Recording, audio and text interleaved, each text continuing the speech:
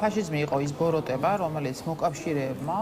ერთად დაამარცხეს და საქართველოს როგორც საბჭოთა კავშირის ნაწილი ამ ომში მონაწილეობდა, მათ შორის ის პროპორციაც, რაც საქართველოს ჰქონდა ომში მონაწილეობის კუთხით, არსებობს მათ შორის მოსაზრება, რომ სტალინის ფაქტორს უკავშირდებოდა და ყველაზე დიდი მსხვერპლი სწორედ საქართველოში იყო, არ არსებობდა ოჯახი, სადაც არ იყო ომში მონაწილე და მათ შორის ომში დაღუპული. ამიტომ ბუნებრივია, ეს არის ისტორია, თუმცა კიდევ ერთხელ ვიმეორებ, რომ ამ ისტორიას პროპაგანდისტულად კრემლი ბოლო წლები განსაკუთრებით პუტინის რუსეთი აქტიურად იყენებს და დღესაც, როდესაც პუტინმა გამოაქვეყნა მილოცვა 9 მაისთან დაკავშირებით, მან საქართველოს სუვერენიტეტი კიდევ ერთხელ დაარღვია უხეშად, იმიტომ რომ მიულოცა ოკუპირებული აფხაზეთის და ცხინვალის მარიონეტული რეჟიმის ლიდერებს ეს დღე და ცალკე მიულოცა ქართულ ხალხს, არითაც კიდევ ერთხელ აჩვენა ის, რომ რუსეთი დღეს საზღვრების ცვლას სწორედ სამხედრო ძალით ხედავს და სრული საერთაშორისო სამართლის დარღვევით, მით უფრო მაშინ, როდესაც რუსეთი არის დღეს არაერთი დასავლური ქვეყნის მხრიდან როგორც ტერორისტული სახელმწიფო აღიარებული ტერორისტული რეჟიმი და ის რასაც ის ჩადის უკრაინაში, უკრაინის წინააღმდეგ არის სწორედ იმ ბრძოლის გაგრძელება, რომელიც საქართველოს წინააღმდეგ მან დაიწყო და დღეს რომ манипуляციურად ის აცხადებს, რომ ვინმე სხვა შუღლის ჩაგდება საქართველოსა და რუსეთს შორის, ესეც რა თქმა უნდა ღიატყუილია, იმიტომ რომ სწორედ რუსეთმა გააკეთა ყველაფერი იმისთვის, რომ ერთის მხრივ საქართველოს ტერიტორიების მიტაცება მოეხდინა, ოკუპაცია, მილიტარიზაცია და მოქალაქეების ის მკვლელობა და გატაცებები, რასაც დღეს რუსული ბორდერიზაცია ქვია და ის ანექსიური შეუქცევადი პროცესები, რომელიც მიდის ოკუპირებულ რეგიონებში, ისევე როგორც თბილისში რუსული გავლენების დაშლა. შესაბამისად, ამ დღეს კიდევ უფრო როგორც ტრადიცია აქვს პუტინს, კიდევ უფრო მკაფიო ხდება ხოლმე რუსული პროპაგანდა, რუსული იმპერიალისტური მიზნების, თანამედროვე მიზნების განხორციელება და სწორედ ისტორიის გადაწერა, ისტორიის გაყალბება არის კავშირში რუსეთთან, რომელიც 9 მაისს მუდამ იყენებს სწორედ საკუთარი გეოპოლიტიკური ინტერესებიდან გამომდინარე, რასაც არანაირი კავშირი არ აქვს ქართული ხალხის ინტერესთან, რომლის მთავარი ინტერესი, რა თქმა უნდა, ტერიტორიული მთლიანობა და სუვერენიტეტია. აი პუტინი და რუსეთი რადგან ახსენეთ დღეს მოსკოვში აღლუმით გეგმავენ, როგორც იცით, ხო ფაშიზმზე გამარჯვების დღის აღნიშვნა სტუმრები ხავს ვლადიმერ პუტინს, მათ შორის რუსეთში ჩავიდნენ ჩინეთის, სერბეთის, სლოვაკეთის, ბრაზილიის, ვენესუელის, კუბის, მონღოლეთის და ეკვადორის ლიდერები. სერბეთის პრეზიდენტს მოსკოვში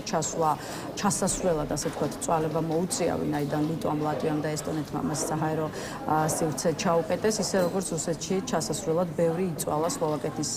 პრემიერ-მინისტრმა. აი როგორ ვრცელდება ინფორმაცია, რობერტ ფიცოს საქართველოს გაუხსნა მისი საჰაერო სივრცე და ის სწორედ, ასე ვთქვათ, ჩვენს ცაზე გადაფრენით ჩავიდა დანიშნულების ადგილზე. თვითონაც დაგისვათ, ბარემ, აი საქართველოს მიერ ფიცოსთვის საჰაერო სივრცის დათმობა მაშინ, როცა რუსეთში ჩასვლის მსურველი პირებისთვის საჰაერო სივრცე და ცა ჩაკეტეს ბალტიის პირეთის ქვეყნებმა. აი რა შინაარსის მესიჯად უნდა გავიკოთ? მე არ ვფიქრობ, რომ ეს განსაკუთრებული შინაარსია, მაშინ, როდესაც გუშინაგერ გაიმართა PPRO არის რუსქართველი, რომელმაც რუსეთის საგარეო დაზვერვის შეფთან ამას წინათ შეხვედრა გამართა და ფოტოც კი გადაიღო, გაიმართა გუშინ თავყრილობა, სადაც ღიად ამბობენ, რომ დიპლომატიური ურთიერთობები უნდა აღდგეს რუსეთსა და საქართველოს შორის, რაც კიდევ ერთხელ ნიშნავს იმას, რომ რუსეთს უნდა ჰქონდეს 3 საელჩო საქართველოში, 2 ოკუპირებულ სოხუმსა და ცხინვალში და 1 თბილისში და ამ ვითარებაში, როდესაც მწვანე ხსნელია და ჩუმი თანხმობით ხდება რეჟიმის მხრიდან საქართველოსში გავლენების და რუსეთის და საქართველოს გაცხადებული ინტერესების წინააღმდეგ ფაქტობრივად ერთობლივი ბრძოლა საჰაეროცის გახსნა რა მოსატანია, მით უფრო მაშინ, როდესაც შეგიძლიათ თბილისიდან ჩაფრინდეთ მოსკოვში და მოსკოვიდან შემდგომ გადაფრინდეთ სოხუმში და ამასაც საკმაოდ გვარიანი თუმცა აქ მაინც თანხმობა აქვს რეჟიმისა და თუკი ეს ინფორმაცია დადასტურდება, რა თქმა უნდა, ეს მეგობრული ჟესტია თქვათ უშუალოდ სლოვაკეთის მიმართ თუ ეს უნდა გავიგოთ როგორც მეგობრული ჟესტი მოსკოვის მიმართ? ეს არის ზოგადად ის ხაზი, რომელიც გააჩნია ივანიშვილის აწუყვე კობახიძის რეჟიმს მათ შორის, რამდენადაც ისინი ყველაფერს აკეთებენ იმისთვის, რომ რუსეთის ინტერესების გატარება მოხდეს საქართველოში. იქნება ეს ტერიტორიული მთლიანობის და სუვერენიტეტის ხარჯზე და მათ შორის დღევანდელ დღესაც ეს ძალიან მკაფიოდ ჩანს. იქნება ეს მათ შორის იმ ქართული ღირებულებების საწინააღმდეგოდ, რომელიც საქართველოს როგორც ცივილიზაციური დასავლეთის ნაწილად, როგორც კულტურულად და ისტორიულად, ასევე ღირებულებით ნაწილში მოაზრებას გულისხმობდა. შესაბამისად, ეს გასაკვირი არ არის, თქვენ გახსოვთ ალბათ მთელი ის პროპაგანდა, რომელსაც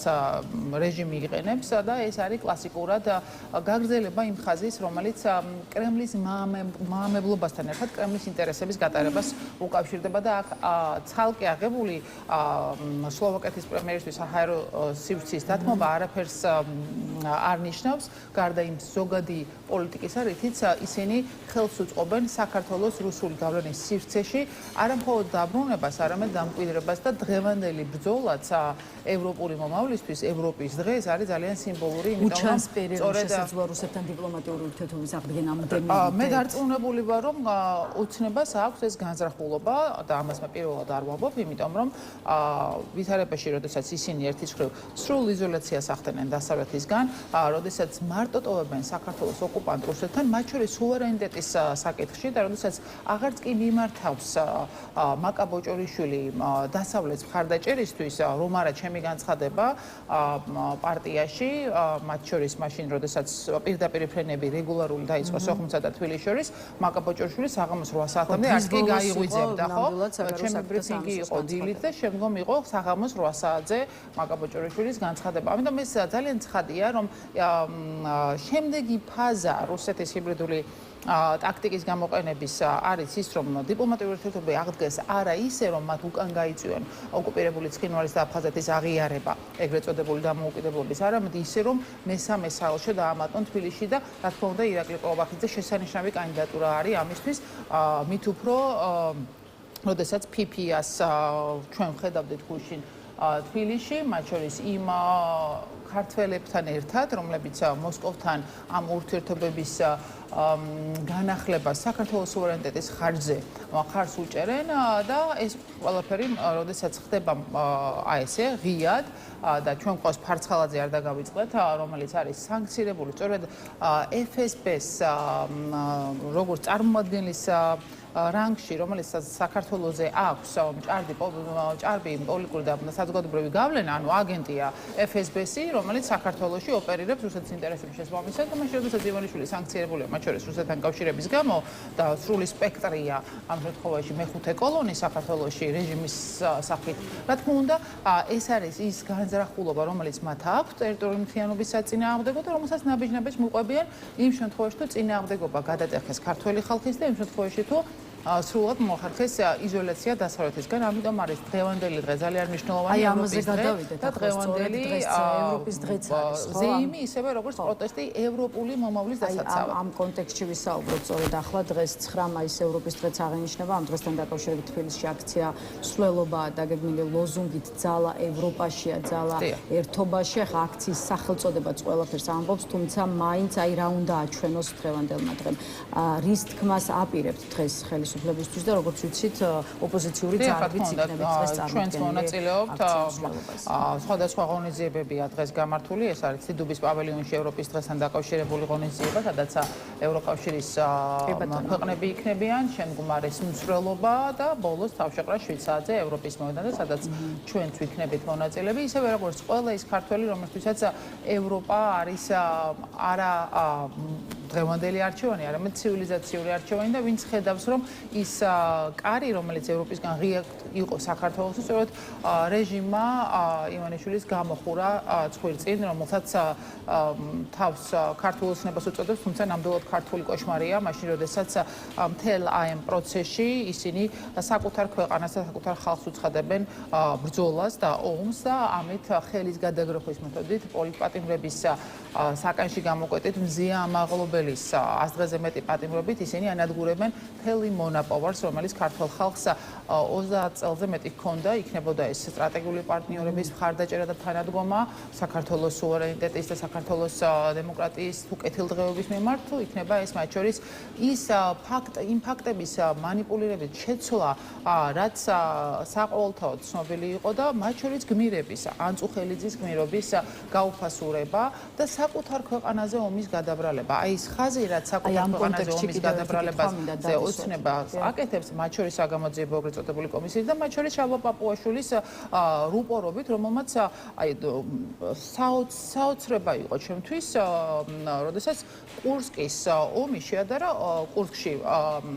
უკრაინის ოპერაცია შეადარა 2008 წლის აგვისტოს ომს და ამით კიდევ ერთხელ გაათეთრა კრემლი და კიდევ ერთხელ გაათეთრა რუსული აგრესია და ეს ხალხი აქ არიან დავალების თუ თვითშემოქმედების შემსრულებლები, როდესაც მათი მიზანია რომ რუსეთის აგრესია გაათეთრონ, დააბრალონ ეს აგრესია საქართველოს, გამოვიდეს შემდგომ მათი ეგრეთ წოდებული დასმა, მიუხედავად იმისა, რომ ირაკლი ყობახიძემ უკვე თქვა, რომ ომი საქართველოს დაიწყო, რომ გამოიყენონ შემდგომ დიპლომატიური ურთიერთობების აღსადგენად რუსეთთან, კიდევ ერთხელ ვიმეორებ ისე, რომ რუსეთს ჰქონდეს უკანონოდ საქართველოში სამი საელჩო და ამას აკეთებს სწორედ ირაკლი ყობახიძის ხელით დღეს უკვე კრემლი. რასაც აქამდე საქართველოს ევროპას, ევროკავშირს და ამერიკის შეერთებულ შტატებს თავაზობდა, იყო ის, რომ დასავლეთისთვის ჩვენი ქვეყანა რეგიონში ერთგვარად დემოკრატიის კუნძული იყო. ხო, აი თუ კი იმ ტიპის სახელმწიფოდ ყალიბდებით ახლა, როგორი ქვეყნებიც ჩვენ სამეზობლოშია, მაშინ ჩდება კითხვა, რა მიზიდულობა შეიძლება დარჩეს საქართველოს დასავლეთისთვის. იცით რა არის? საქართველოს სიმდიდრე როგორც ესეთი იყო ყოველთვის დემოკრატია და ის ღირებულებები, რითიც ჩვენ ევროპის ნაწილად უნდა ქცეულიყავით. საქართველოს არა აქვს ნავთობი და გაზი, ისე როგორც ეს მაგალითად აზერბაიჯანს და ქართველი ხალხი არ არის ავტორიტარული ქვეყნების მსგავსი საზოგადოება, სადაც უსამართლობას, ადამიანების ჩაგვრას,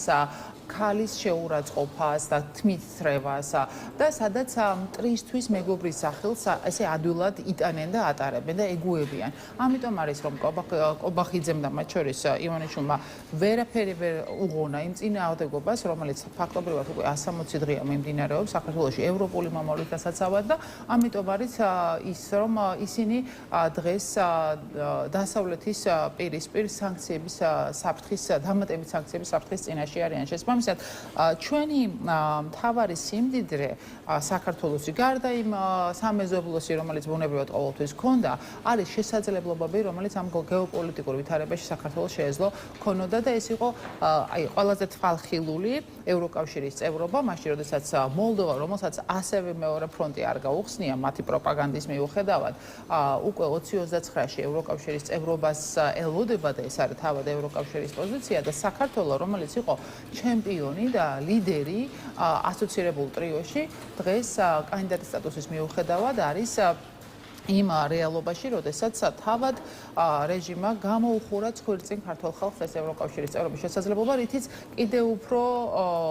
გააღარება არაერთი ადამიანი და კიდევ უფრო ცუდი მომავლის პერსპექტივაში შექმნა. ჩვენ როდესაც ვაპარაკობთ, რომ შესაძლებელია საქართველოში აზიური ტიპის ავტორიტარული სახელმწიფოს არსებობა ვიხილოთ, მე არ მჯერა ამის, იმიტომ რომ საქართველოს თავისი გეოპოლიტიკიდან გამომდინარე, თავისი მასშტაბიდან გამომდინარე, მათ შორის შეუძლებელია რომ არ იყოს რუსული გავლენის ობიექტი, მით უფრო მაშინ, როდესაც ფაქტობრივად რუსეთმა მეორე ფრონტი საქართველოში გახსნა სწორედ ჰიბრიდული ომის ტაქტიკით და სწორედ ივანიშვილის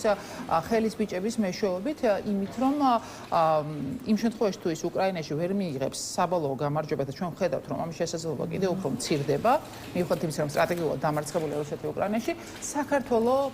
დააბრუნოს თავის სივრცეში და ამით სამხრეთ კავკასიაში კიდევ უფრო გაიძლიეროს ყოფნა და მაშინ როდესაც სომხეთი ხდება შეერთებული შტატების სტრატეგიული პარტნიორი და საქართველოს კარგავს სტრატეგიულ პარტნიორობას სწორედ ივანიშვილის რეჟიმის დამსახურებით და მაშინ როდესაც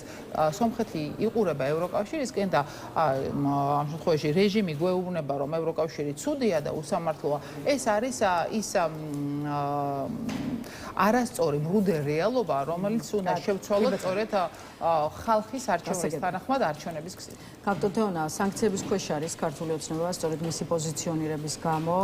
და ეს სანქციების თემაზეც რომ გადავიდეთ, ამ თვალსაზრისით კი ერთ-ერთი ახალია ესტონეთის მიერ მიღებული გადაწყვეტილება ევროკავშირის წევრმა ამ ქვეყანამ ქართული დიპლომატიური პასპორტების მფლობელებისთვის გააუქმა უვიზო რეჟიმი, მოკლე ციტატა საგარეო საქმეთა მინისტრის განცხადებიდან, დიპლომატიური და სამსახურებრივი პასპორტების მფლობელებისთვის სავიზო რეჟიმის შემოღება კიდევ ერთი ნაბიჯია იმის საჩვენებლად, რომ საერთაშორისო საზოგადოება, მათ შორის ევროკავშირი, საქართველოს მმართველი პარტიის ქართული ოცნების მიერ რიგითი ადამიანების, დემონსტრანტებისა და ჟურნალისტების წინააღმდეგ რეპრესიებს, პოლიციის დაუსჯელობასა და სამოქალაქო საზოგადოების ჩახშობას არ ეთანხმება, ამბობს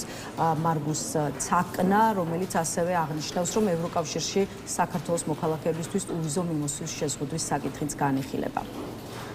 დიპლომატიური პასპორტების მფლობელებისთვის უვიზო რეჟიმის გაუქმება არის მაინც უფრო სიმბოლური, ასე ვთქვათ, გადაწყვეტილება, რასაც არ უნდა, მიუხედავად იმისა, რასაც არ უნდა ამბობდეს ესტონეთის საგარეო საქმეთა მინისტრი, თუ ამაში უფრო მეტი შინაარსი უნდა დავინახოთ. ეს არის პოლიტიკური გზავნილი პირველ რიგში და შემდგომ უკვე ის დისკომფორტი, რომელიც დიპლომატიური თუ სამსახურებრივი პასპორტის მფლობელებს ექნებათ, მეს ქონდა დიპლომატიური პასპორტი, და ვიცი, რას ნიშნავს დიპლომატიური პასპორტის ქონა, კიდევ ერთხელ, მაშინ, როდესაც გამიჯნულია რეჟიმი ხალხისგან და მაშინ, როდესაც ცალსახაა, რომ ხალხი იცავს საქართველოს კონსტიტუციას, კონსტიტუციის 78 მოლს და რეჟიმი უპირისპირდება ამ კონსტიტუციურ ჩანაწერს. ეს არის პირველ რიგში პოლიტიკური გზავნილი, რომ არ წარმოადგენს რეჟიმი ქართველი ხალხის ინტერესებს და დიპლომატიური პასპორტისთვის უვიზო რეჟიმის გაუქმება სწორედ ამისი სიმბოლური მაჩვენებელი მიუხედავად იმისა, რომ რა თქმა უნდა შემდგომ ევროკავშირის გადაწყვეტილებას ინდივიდუალურად ქვეყნები უკვე პრაქტიკაში ნერგავენ, რაც ნიშნავს, რომ დიპლომატიური პასპორტის მფლობელი, პირობითად მაკა ბოჭორიშვილი ვერ შევა ესტონეთში,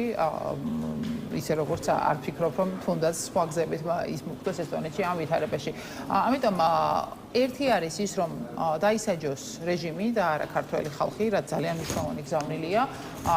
იმავდროულად ის, რომ რეჟიმი უპირისპირდება ქართველი ხალხის კონსტიტუციურ არჩევანს და მეორე ეს არის უვიზო მიმოსვლის საკითხი, რომელიც უნდა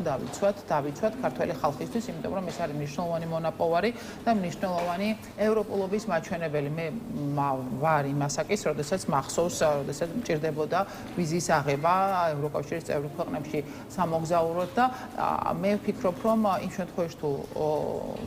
ივანიშვილის ოცნება გააკეთებს იმას, რომ უვიზო რეჟიმი საქართველოს შეუწყოს, მიუხედავად იმისა, რომ ჩვენ პირადად ჩვენი გუნდი ყველაფერს ვაკეთებთ, რომ ეს არ მოხდეს, ამ შემთხვევაში კიდევ უფრო ძიმე რეალობაში ჩავარდება ქართველი ხალხი, ვიდრე ეს იყო, ამიტომ ყველა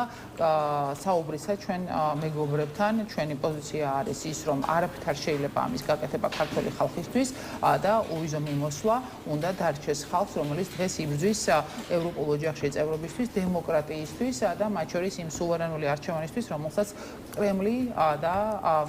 შემთხვევაში კობახიძის ეგრეთ წოდებული მთავრობა თავზე ახევს ხალხს და რიგით მოქალაქეებამდე ამოვა ევროკავშირის გადაწყვეტილება. საბოლოო ჯამში მიუხედავად იმისა, რომ ეს ოცნება სურს და მათი ამოცანა არის, რომ საქართველოს ბოლომდე ჩამოაშორონ დასავლეთს და მათ შორის უვიზო მიმოსვლის გაუქმებაც მათი ინტერესია, ამ ვითარებაში ჩვენი ბრძოლის ხაზი მათ შორის გადის იმაზე, რომ ქართულმა ხალხმა შეინარჩუნოს ეს უფლება იქამდე, სანამ ჩვენ შევცვლით რეჟიმს და სანამ ქვეყანას დავაბრუნებთ დემოკრატიულ და ევროპულ ტრაექტორიაზე. აი, სალომე ზურაბიშვილიც ფიქრობს სხვათა შორის, რომ ქართული ოცნების ინტერესია საქართველოს მოქალაქეებისთვის გაუქმდეს უვიზო მიმოსვლა. აი, საინტერესოა, რატომ ფიქრობთ ასე? აი, რა დაინტერესება, რა ბენეფიტი უნდა ქონდეს ამ შემთხვევაში? აი, ორი ძალიან მნიშვნელოვანი ამბავია. თქვენ თუ ნახავთ ოცნების რიტორიკას, უსამართლო ევროპასთან დაკავშირებით, იქ რომ ევროპაში თურმე შიმშილი და გაჭირვება და შუქი არა აქვს და მძიმე მდგომარეობაში არიან, ამ პროპაგანდას არა აქვს დიდი არეალი გასაღების, იმიტომ რომ დღეს ქართველები შეუძლიათ ძალიან იაფად იფრინონ და იმოგზავრონ ევროპაში და ნახონ ის სიკეთეები, რა სიკეთეებსაც ართმევს დღეს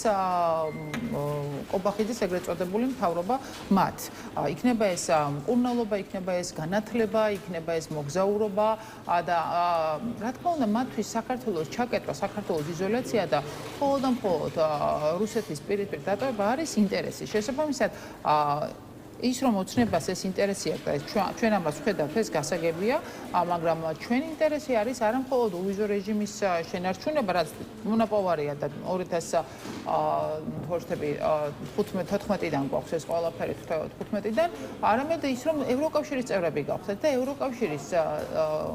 წევრობა აძლევს უდიდეს შესაძლებლობას თითოეულ საქართველოს მოქალაქეს ღირსეულ პენსიას, ღირსეულ განათლებას, ღირსეული ცხოვრების პირობებს და არა იმ დაბეჭდავებულ მდგომარეობას, რაშიც აყენებს დღეს ეგრეთ წოდებული ოცნება მოქალაქეებს. შესაბამისად, აი ეს როდესაც სასწორზე მართლა დევს ევროკავშირის წევრობა და აქეთ უვიზო რეჟიმის ჩამორთმევა და არა ყალბის სუვერენიტეტი, როგორც ამას რეჟიმი ამტკიცებს, რა თქმა უნდა, არჩევანი არის ევროკავშირის წევრობის სასარგებლოდ და ამიტომ დღეს ევროპის დღეს, როდესაც ევროკავშირის შექმნას დაედო საფუძველი, კიდევ ერთხელ უნდა ვაჩვენოთ როგორც ჩვენს ეგრეთ წოდებულ მთავრობას და ავტორიტარულ რეჟიმს, არამედ ასევე ჩვენს მეგობრებს, რომ ჩვენი არჩევანი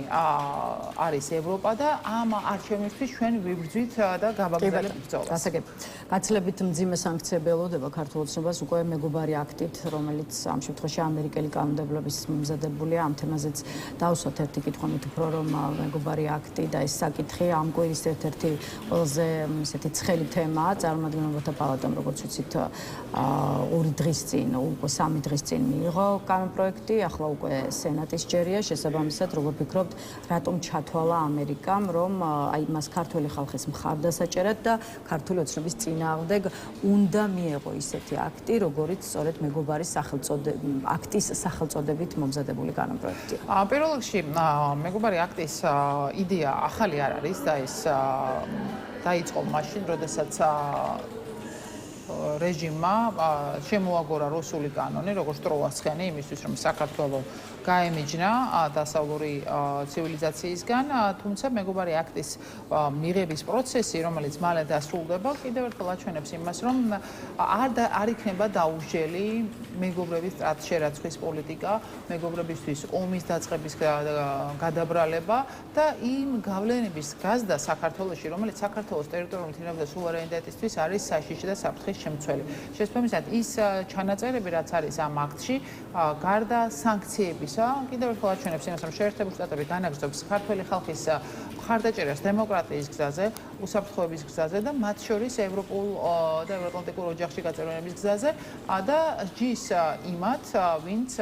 ერთის მხრივ კორუფციულ გარიგებებშია ჩართული და ამით აზიანებს საქართველოს სუვერენიტეტს, ტერიტორიულ მთლიანობას და დემოკრატიულ არჩევანს და მეორეს მხრივ რუსულ სპეცსამსახურებთან და მათ შორის იმ მავნე გავლენებთან არის პირდაპირ კავშირში, რომელიც საქართველოს აშორებს თავის სუვერენულ არჩევანს. გადატვირთვის იმედს ჯერ კიდევ იტოვებს ქართული ოცნება მიუხედავად განცხადებებისა, რომ დონალდ ტრამპი და მისი ადმინისტრაცია ჯერჯერობით ვერ ამარცხებს deep state-ს და პირიქითაც არის დღის მდგომარეობით ქართული ოცნების შეფასებით deep state-ი ამარცხებს დონალდ ტრამპს ასეთი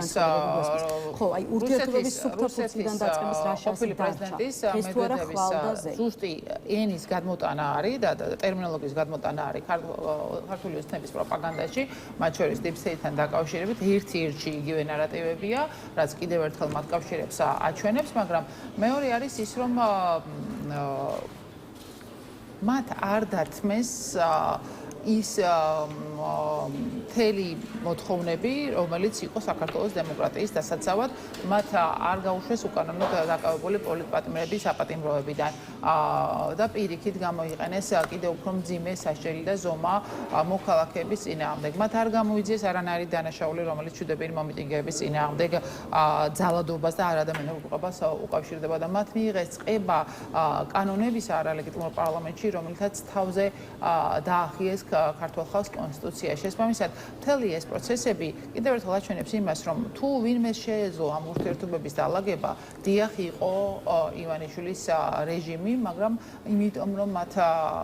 უარი თქვეს ამ ურთიერთობების დალაგებაზე, იმიტომ რომ მათ უარი თქვეს ჩვენ მეგობრობაზე, რომელიც სტრატეგიული ხასიათის და სასიცოცხლო მნიშვნელოვანი იყო საქართველოსთვის, ისინი ამიტომ დგანან დღეს სანქციების პირისპირ, არც ლევან დავითაშვილის ვოიაჟმა უშველა მათ შორის შეერთებულ შტატებში ამ ურთიერთობების დალაგებას, იმიტომ რომ პოლიტიკური გადაწყვეტილებები ამის საპირისპირო იყო და თქვენ გახსოვთ ამერიკის ელჩის შეხვედრა მაკაბაჭრიშვილთან, სადაც წარადგინა მან თუ რა უნდა გაეკეთებინა ოცნებას იმისთვის, რომ ურთიერთობების ნორმალიზება დაწყებულიყო, შემდგომ დავითაშვილის ვიზიტი, მაგრამ თქვენ ხედავთ, რომ არ სურს ივანიშვილს არაფრის დათმობა, ის აპირებს და აგრძელებს ქართველ ხალხთან ბრძოლას და დაპირისპირებას იმისთვის, რომ ფული და რეჟიმი შეინარჩუნოს და ამიტომ არის ის, რომ სანქციები აუცილებლად დაწესდება და კიდევ უფრო დაამძიმებს ეს, რა თქმა უნდა, თითოეული ოცნების მოლაპარაკე თავისთვის იმ პროცესებს, რომელსაც ისინი საკუთარ ხალხთან ბრძოლაში აწარმოებენ კრემლის ინტერესების ხელშესაწყობად, მაგრამ ეს პროცესია და მე დარწმუნებული ვარ, რომ სანქციები, რომელიც ქართული ხალხის მხარდამჭერია იმ ბრძოლაში, რასაც დემოკრატიის და ევროპული მომავლის დაცვა არის, იქნება მნიშვნელოვანი და დამხმარე შესაძლებლობა, მაგრამ საბოლოო ბრძოლა არის ჩვენი მოსაგები. ბოლო წუთები დაგვრჩა და მინდა რომ კიდევ ერთ თემაზე, ერთ პრობლემურ საკითხზე დაგისვათ უკვე ბოლო კითხვა. მოქმედება დაიწყო, ასე ვთქვათ, ქართული ოცნების მიერ ახლახლა მიღებულმა კანონებმა, მათ შორის ფაარამ იგივე გრანტების შესახებ კანონში შესრულმაცვლებებმა და აი შედეგიც როგორც ცნობილი ხდება, იხურება მაგალითად რონდელის ფონდი, რომელიც ალექსანდრე რონდელმა ჯერ კიდევ 90-იან წლებში შექმნა. ეს მოცემულობა მივიღეთ ქართული ოცნების პოლიტიკის შედეგადო, ასე ამბობენ ფონდში, სადაც განმარტავენ, რომ მათთვის პრინციპულად მიუღებელია როგორც ფარას კანონის მოთხოვნის საფუძველზე აგენტის სტატუსი დარეგისტრირება, ისე ის, რომ უცხოეთიდან გრანტის მიღებაზე ნებართვა აიღონ მთავრობიდან. მოკლედ, რა ხო, აი იწყება თუ არა პროცესი, რომლის ფინალით შეიძლება იყოს ის, რომ მოსუფთადეს ველი და აღარ დარჩეს, ასე ვთქვათ, არასამთავრობო მათ შორის ანალიტიკური ცენტრების, რომელსაც ძალიან მნიშვნელოვანი როლი შექონდა საქართველოს საგარეო პოლიტიკის ფორმირებასა თუ გააზრებაში. ეს ყველაფერი და მათ შორის მედიის წინააღმდეგ გველოთ, ეს ყველაფერი დაწყებულია და უბრალოდ თარიღი არის ამოქმედების ამ კანონების და ეს კიდევ ერთხელ აჩვენებს იმას, რომ მთავარი ფინანსური წყარო და მთავარი აზრი უნდა იყოს მხოლოდ რეჟიმისგან და კრიტიკული აზრი არის დასჯადი. ბუნებრივია ამას მიყვება მათ შორის საგარეო პოლიტიკის შექმნის ის მნიშვნელოვანი მექანიზმის გაუქმებას, რომელიც საგარეო საქმეთა სამინისტროში წლების მანძილზე ადამიანების სახით იყო ფორმირებული, ის წმენდა, რომელსაც მაკაბაჭრიშვილი ახლა იწყებს საგარეო წყობაში იმ ადამიანების წინააღმდეგ, რომლებმაც კონსტიტუციის 78 მუხს მხარი დაუჭირეს. ესეც მაჩვენებელია იმის, რომ საჯარო მოხელეები, პროფესიონალები, მათ შორის დასავლეთში განათლება მიღებული ადამიანები და პრინციპულები კონსტიტუციის სადარაჯოზე უნდა იყვნენ დასჯილები იმისთვის, რომ მხოლოდ ოცნების მომხრეები ასრულებდნენ იმ დავალებას, რომელიც სჭირდება რეჟიმს და რაც უპირისპირდება საქართველოს კონსტიტუციას და საქართველოს არჩევანს. ამიტომ მთელი ეს პროცესი, რა თქმა უნდა, ავტორიტარიზმის გამყარებას ემსახურება და გაძლიერებას, მაგრამ მე დარწმუნებული ვარ, რომ გამოჩნდება გზები იმისთვის, რომ ბრძოლა გავაგრძელოთ ევროპული საქართველოსთვის და დღეს კიდევ ერთხელ აქციაზე თითოეული მოქალაქის მოსვლა და გამოხატვა ევროპულ ოჯახში გაწევრიანების მხარდაჭერის არის მნიშვნელოვანი. ამიტომ გელოდებით ევროპის მოედანზე.